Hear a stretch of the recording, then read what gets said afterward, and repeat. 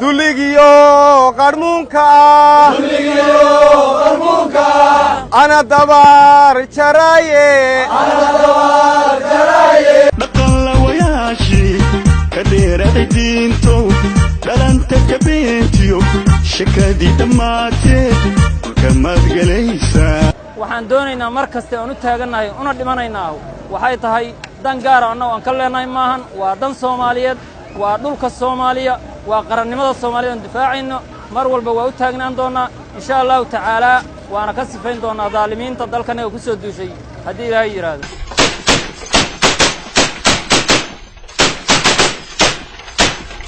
معي رصاصتيو بالبايدين قرن إلا ذا حولاديو تكفك واكو الشباب ملك سوى عرضوا لو ده بتجي دونا ملاين ما يعيد هوست إني قل دونا آخر تانك هيكون دمين دونا يا عما محن كرا ذا إذا أنا بتقولي ذا ما تقانا وانا لقى جدي دونا دواتين كشعب كسومالي يبيستين باسو دواتو حقيبة دلالي دايكار كباها موقدو مدداب يداد قلي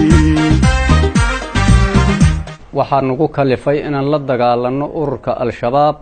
ununkoo ah dad rayida ku nool degmo aadan baal tuulo kamid ah oo la yiraahdo guulane waxaan ugu kalifay 8 sano ayaa wadanku naga kireysnay intaas maalan bixi jirnay waxa ay noola timid kiradii way ka badatay in la bixiyo maal waxay nagu geysay in la yiraahdo dadkiina keena oo caruurtiina gabdhihiina wiilashiina keena in la yiraahdo taasaan ugu kaliftay waxa waaye nimankaas cadawada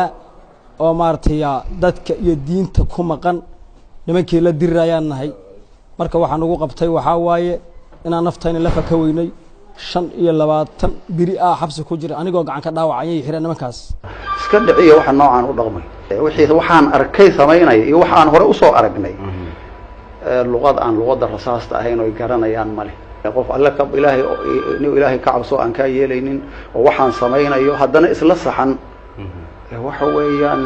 waxay tusinaysaa taas hadii qofkaas wax ku dhiman oo kala male dadka kuwa dhameeyo يا عبد الله عني إذنك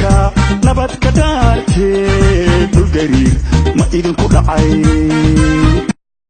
إذا عدى عدك عيد ماذا قلب كسيدة SNA راديو